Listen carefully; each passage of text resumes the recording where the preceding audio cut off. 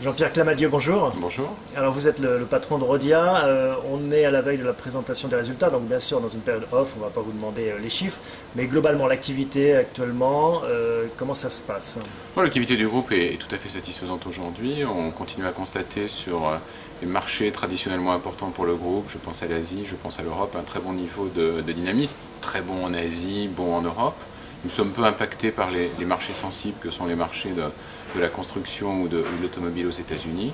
Donc une situation qui aujourd'hui me paraît tout à fait satisfaisante pour le groupe. Donc le ralentissement économique qu'on peut voir dans beaucoup d'industries, pour l'instant ne vous affecte pas? Non, enfin on ne le sent pas aujourd'hui, probablement parce qu'on est sur des métiers, sur des produits dans lesquels nous sommes tirés en particulier par l'Asie, mais les chiffres de croissance en Asie restent très forts.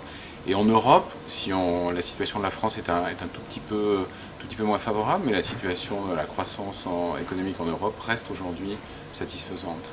L'impact de l'euro qui bat record sur record, est-ce que ça vous... C'est un sujet de préoccupation pour nous, ça nous amène dans certaines activités qui sont particulièrement exposées à cela, à mettre en place des plans de compétitivité pour être certain de continuer à performer de manière satisfaisante, même dans un contexte dans lequel l'euro-dollar serait durablement au niveau auquel il est aujourd'hui.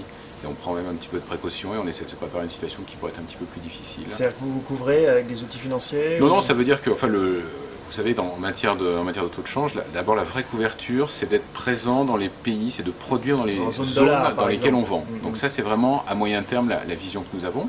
Et puis après, c'est des plans de compétitivité qui nous permettent de rattraper l'écart lorsque nous sommes conduits à produire durablement en zone euro alors que nous vendons en zone dollar. Et puis bien sûr, il y a des éléments de couverture financière, mais ceux-ci, ils n'ont d'impact qu'à court terme. Ils permettent de retarder l'impact d'une évolution monétaire, mais pas de la compenser. Et donc si je vous comprends bien, à mi-mot, ça veut dire que vous allez chercher des acquisitions en zone dollar?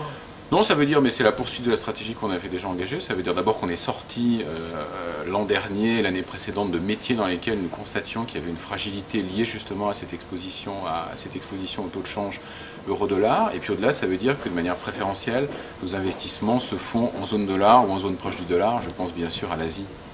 Merci beaucoup Jean-Pierre Clamadieu, à bientôt. Merci.